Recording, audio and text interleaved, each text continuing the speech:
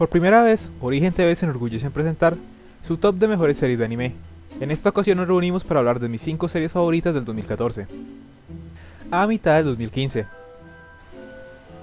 Eso pudo haber salido mejor. Verán, finalizando el 2014, un amigo me preguntó si iba a hacer algún tipo de lista sobre mis cosas favoritas del año. Y en últimas no era mala idea. Podía mencionar shows de los que no había hablado y a los cuales probablemente no tendría tiempo para dedicarles un video entero. El problema, tuvo la cortesía de preguntar unos 2 días antes de que se acabara el año, y no había manera de montar el video a tiempo. A ese amigo le digo, la madre que te... Pero igual, la lista quedó hecha, y no sería una mala tradición para el canal, sin mencionar que ninguno de los shows los pude mencionar el año pasado ya que salieron en temporadas que no cubrí. Por eso y mucho más, regresemos al 2014, y veamos mis 5 series favoritas del año, sin ningún orden, y completamente subjetivas. Y en medio del 2015, ¿por qué diablos no?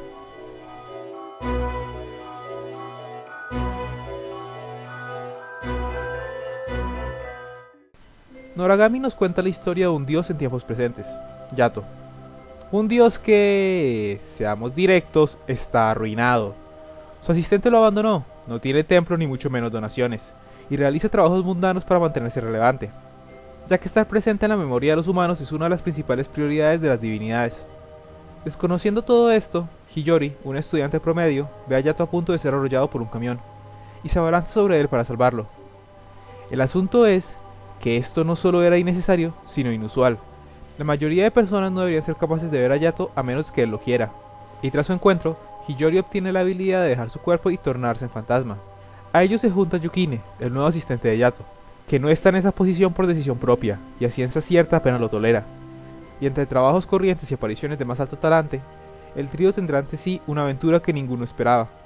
Noragami es un show del que, genuinamente, no tengo quejas. Yukine puede resultar molesto, sí, pero el show lo reconoce, y es algo intencional en su desarrollo. Del resto, su ejecución es muy buena, la animación es siempre llamativa, el tono sobrenatural de la obra se balancea muy bien con el humor, y los personajes son muy carismáticos. Si te gusta la premisa, prepárate para un show que te encantará, porque realmente no tiene mayores fallas. Hace años, 8 héroes asesinaron al temible emperador Gas, trayendo paz a todo el reino. Lo que suena bien para la mayoría de la gente, excepto para los hermanos Toru y Akari, quienes fueron entrenados desde su infancia solo para el combate. Y en la actualidad, donde nadie requiere sus servicios, no solo se enfrentan al aburrimiento, sino a la pobreza. Pero todo cambiará cuando se crucen con Chaika, una joven hechicera que carga un ataúd de espaldas y declara ser la hija del fallecido emperador, teniendo como objetivo recuperar las partes de su padre para que por fin tenga el entierro que se merece. Los hermanos son contactados por Chaika, y conforme su aventura progresa y la emoción del combate retorna, los tres tendrán que decidir si su búsqueda vale la pena, aun cuando puede iniciar otra guerra, y cuando Chaika no es la única persona que dice ser la hija del difunto emperador. A ciencia cierta, lo medieval nunca ha terminado de ser lo mío, y la premisa no me transmitía mucho por sí misma, pero hay algo en la ejecución de Chaika que lo hace fascinante.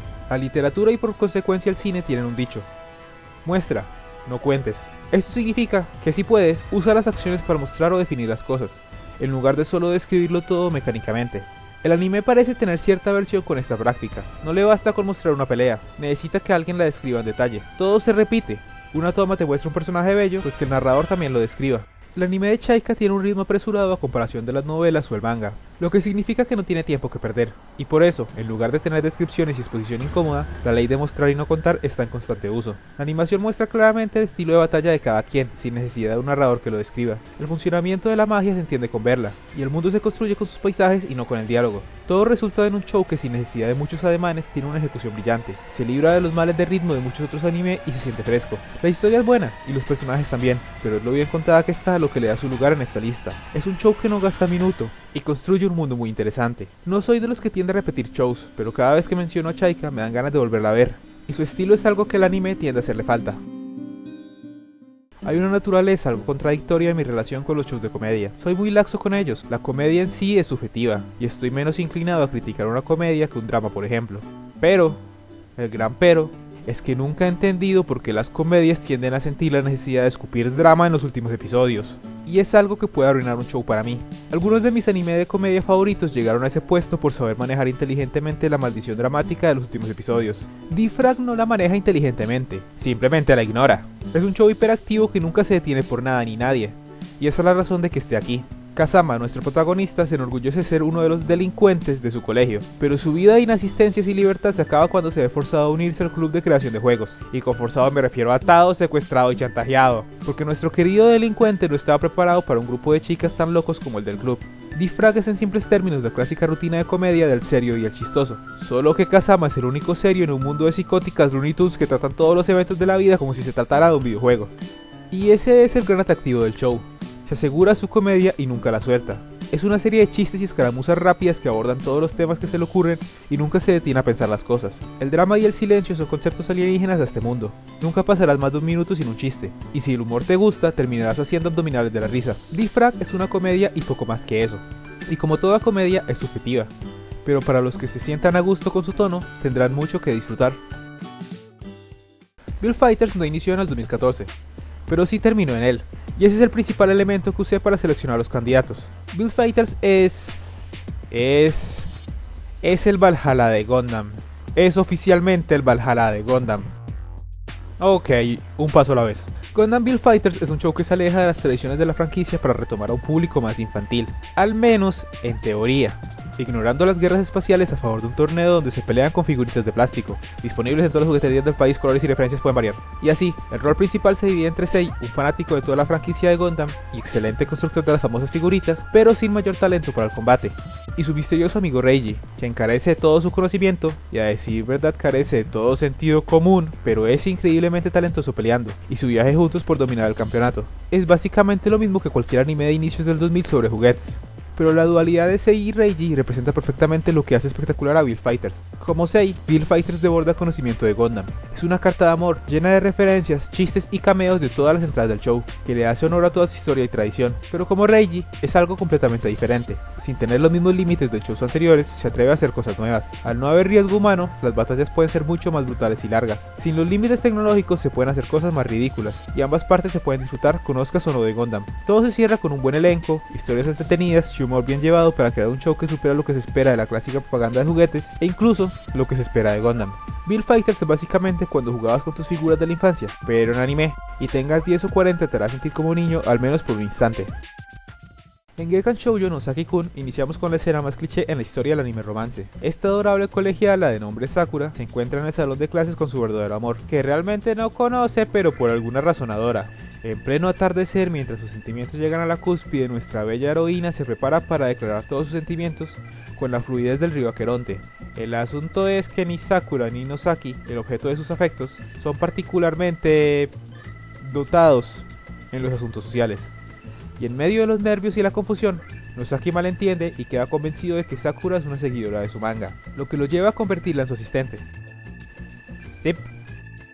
Nosaki-kun es lo que pasa cuando alguien mira todos los tropos del género shoujo y llega a la conclusión de que no lo terminan de convencer. Así que decide burlarse sistemáticamente de ellos, pero no desde el desdén sino el cariño al género. La historia de Nosaki es muy simple. Este hombre, además de ser estudiante, es escritor de manga shoujo, y cuando Sakura en su pánico le dice que es su fan, en lugar de que le gusta, él la toma bajo su ala como su más nueva asistente. Junto a Sakura, muchos otros compañeros se ven involucrados en el manga de Nosaki, algunos como inspiración de sus personajes y otros también como asistentes, ayudando con las pinceladas y ese tipo de cosas. Nosaki es un show que entiende muy bien el género shoujo, por eso lo puede girar de pies a cabeza sin problema. La heroína del manga de Nosaki está inspirada en un hombre. El príncipe encantador tiene más de un tornillo suelto. Los editores impiden que ciertas escenas entren en el manga, y la torpeza general de Nosaki hace un milagro el solo hecho de que su manga sobreviva.